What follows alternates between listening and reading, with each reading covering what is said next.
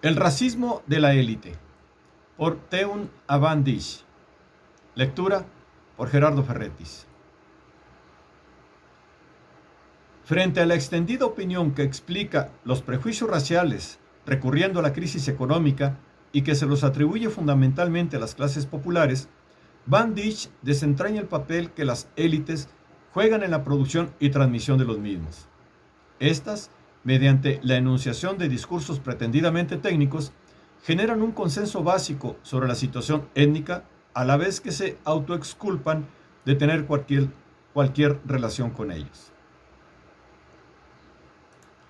Antes de pasar a analizar directamente el papel particular que la élite juega en la reproducción del racismo, son necesarias algunas consideraciones sobre la propia noción de élite. En este artículo, y como consecuencia de que no podemos dar cuenta profundamente en el plano teórico de esta noción típicamente macrosociológica, nos limitaremos a su conceptualización en el nivel microsociológico y asimismo nos centraremos sobre el papel de las élites en el discurso social. Comenzaremos por identificar de manera intuitiva un grupo de la élite como un grupo, cualquiera que sea, que, como un todo, o en el que cada uno de los miembros, tomado individualmente, tiene poder sobre otros grupos sociales. Estos grupos de la élite y el poder que les acompaña se diferencian dentro de los distintos dominios sociales o diferentes espacios de poder, tales como la política nacional o local, la economía, el ejército, los servicios sociales o la cultura. Y su poder se define según el grado de dominación, potencial o real, que ejercen sobre las acciones o su contexto, condiciones de vida, transportes de los miembros de los otros grupos. Esta dominación puede tomar múltiples formas: política, económica, social, toma de decisiones, regulación y legislación, pero puede ser sobre todo simbólica. Puede ejercerse a través del establecimiento y mantenimiento de las normas, de los valores, de las metas, a través de la adquisición y el cambio de los saberes y de las actitudes sociales.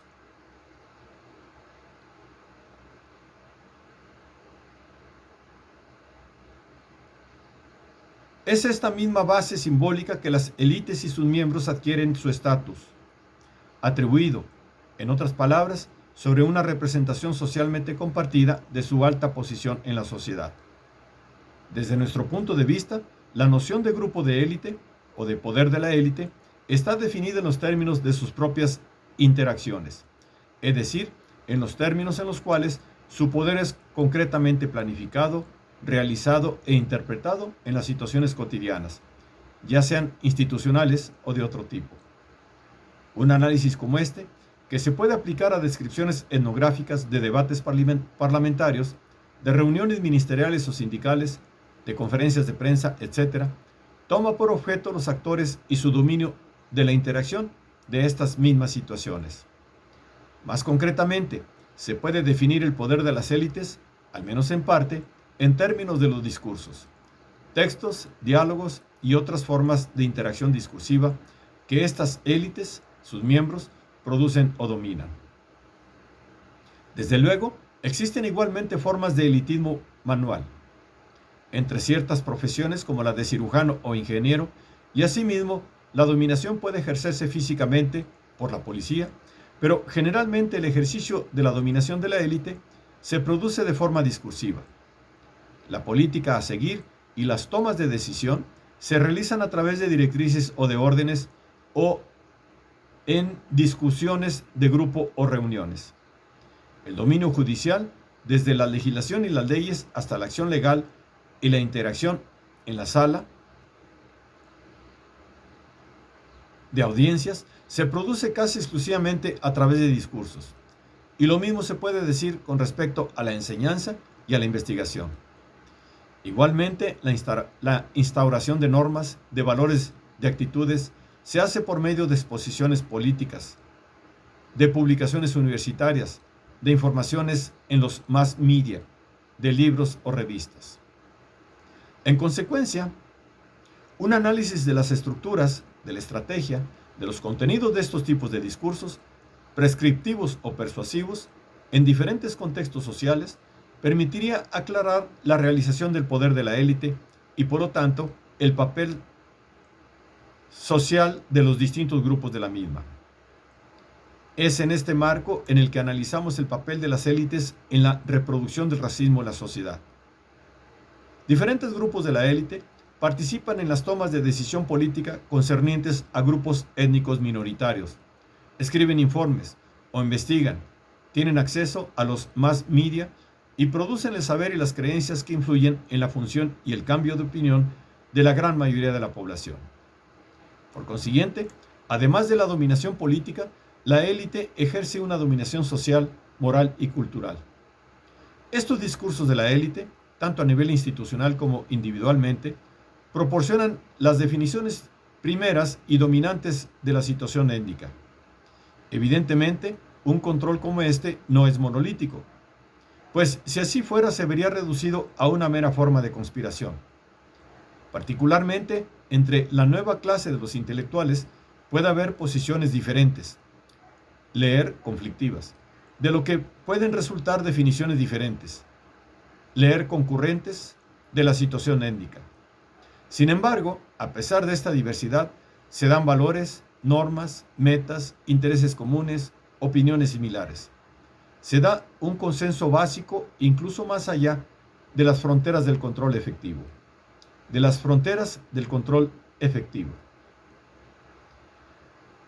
Desgraciadamente, este trabajo no se propone desentrañar el poder y las redes de decisión de las élites implicadas en el control de este consenso. En los Países Bajos, en lo que concierne al control político, social y cultural de las cuestiones étnicas, las cuestiones políticas capitales son fundamentalmente tomadas por el gobierno central. Los especialistas de los partidos, tanto de la coalición gubernamental como de la oposición en el Parlamento, los altos cargos de los ministerios, de servicios sociales, salud, cultura, interior, educación, los ayuntamientos, los servicios municipales de salud, así como por algunos universitarios y centros de investigación. Paralelamente, no solo ningún miembro o grupo de la minoría negra o de las otras minorías está representado en este nivel de toma de decisiones, sino que su opinión es tan solo incidentalmente solicitada por las instancias administrativas o simplemente citada como reacción a las decisiones políticas ya tomadas. La formación de la opinión pública, a propósito de tales tomas de decisión, está sin embargo en parte controlada por los mass media, particularmente por la prensa, aunque la mayor parte de estos comparten el consenso dominante sobre las élites políticas. En la situación neerlandesa, por ejemplo, esto significa que tan solo una minoría disidente entre las diversas élites es explícitamente antirracista. El consenso general fluctúa entre una tolerancia moderadamente liberal y una tolerancia moderadamente conservadora, las dos de carácter paternalista. Ambas apuntan a la integración parcial, con fragmentos marginados de identidad propia, de los grupos étnicos minoritarios y favorecen los programas compensatorios en los dominios de la educación y de la inserción social. Los proyectos de legislación, de mera aplicación de la ley, de una educación antirracista, no más que el establecimiento de los derechos de las minorías en ámbitos tan importantes como el trabajo, la vivienda, la educación, la salud, no forman parte de este consenso. La acción positiva es rechazada en numerosos ámbitos porque aparece como una discriminación inversa, injustificada, o porque presupone que la mayoría de la gente es contraria a una acción de este tipo. Las encuestas, así como nuestra propia investigación, sugieren que las opiniones de las élites, en el sentido de aquellos que tienen los mejores empleos y el más alto nivel de formación, tienden a estar menos atravesadas por los prejuicios que las de los otros grupos. Sin embargo, la interpretación de tales resultados debería de rodearse de precauciones. Otros trabajos muestran que en situaciones específicas y bajo ciertas condiciones, la élite expresará prejuicios y discriminaciones étnicas lo mismo que los otros grupos de la sociedad. Esto significa que, en las entrevistas de opinión en contexto libre, la élite está más al corriente de las normas sociales y controla mejor la formulación de opiniones y actitudes aceptables. E incluso si, estadísticamente, los miembros de la élite eran menos numerosos que aquellos que compartían las actitudes étnicas más negativas. Estos prejuicios son además consecuencia de la posición de dominación de la élite. De hecho, un ministro racista o un periodista con fuertes prejuicios étnicos puede, utilizando el símil de la partida de cartas, ser la mano que abre discursos que tienen millones de auditores o de lectores potenciales. Al mismo tiempo, existe teórica y prácticamente una tendencia entre los investigadores en ciencias humanas blancos, blancos y entre los otros grupos de la élite blancos a atribuir prejuicios y discriminaciones a los miembros de la pequeña burguesía y de la clase obrera. La comparación social, la competencia económica, la frustración social afectarían particularmente a las actitudes sociales de aquellos que son socialmente los más desaventajados. De este modo, la competencia que advertimos con respecto a unos bienes escasos, tales como el trabajo y la vivienda, serían particularmente significativos para los obreros blancos y favorecería la búsqueda de chivos expiatorios étnicos en periodo de recesión económica. Favorecería este conflicto sobresaliente entre diferentes grupos de la clase obrera, pudiendo ser incluso exacerbado por la élite económica. Por más que ciertos elementos de este análisis sean válidos, sin embargo, la competencia socioeconómica no es una condición ni necesaria ni suficiente para fundar los prejuicios étnicos del grupo blanco. Cuando no hay ni competencia real ni recesión económica, se pueden desarrollar prejuicios. Además, y lo que es más importante aún, un análisis como este difícilmente daría cuenta de los prejuicios de la propia élite, que no entra prácticamente en competencia con las élites negras.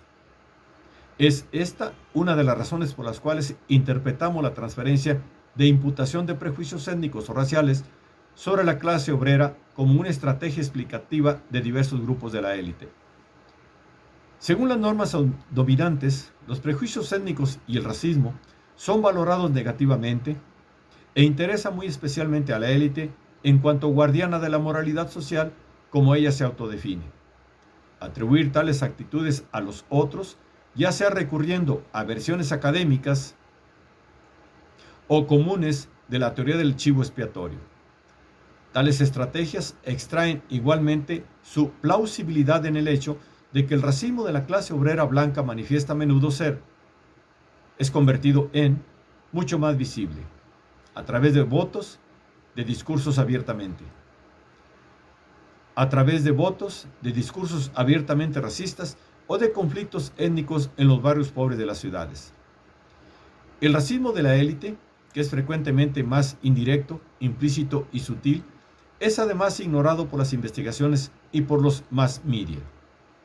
Si los miembros de los grupos minoritarios lo aprenden como tal, por ejemplo, en las prácticas de contratación o de alquiler, o entre relaciones con los funcionarios, los educadores o la justicia, la élite puede cómodamente proteger sus prácticas discriminatorias detrás de la rutina institucional o la necesidad. En otros términos, la élite dispone de numerosos medios para transferir, excusar o disimular sus propios prejuicios étnicos. Estos argumentos parecen encontrar pruebas empíricas en la vida cotidiana de los Países Bajos, en el discurso político y universitario, y en otros tipos de discursos reformulados a través de los mass media. Los prejuicios étnicos y las discriminaciones son asociadas de forma predominante con los barrios pobres de la ciudad.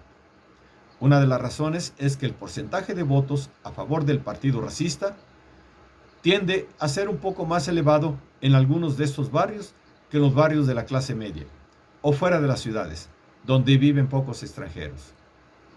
Esta opinión popular sobre la geografía del racismo se apoya sobre sabrosas historias, relatadas por los mass media, de gente blanca de estos barrios que cuentan sus experiencias de los contactos étnicos y justifican sus actividades racistas. En este sentido, los mass media aseguran una reproducción de masas a tales actitudes sin comentario o análisis crítico, y los datos de nuestras entrevistas muestran que las gentes que viven en otros barrios conocen asimismo estas historias racistas y las actitudes que las sustentan. Al mismo tiempo, Estas reproducciones por los mass media confirman la ideología de clase según la cual el racismo no está allá, sino allá lejos. Estas prácticas de los mass media tienen también una contrapartida política. El gobierno, el parlamento, los ayuntamientos, los políticos han subrayado en algunas ocasiones y comunicado a través de los mass media la siguiente panorámica. A. Que el racismo es en primer lugar una cuestión de partidos de extrema derecha, como el citado CP.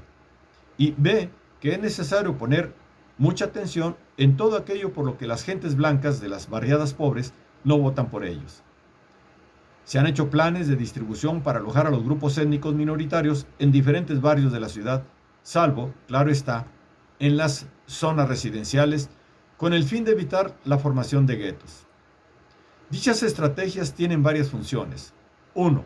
Las élites políticas definen el racismo como accidental o marginal, evitando, de este modo, analizarlo como un fenómeno social global, como un fenómeno estructural.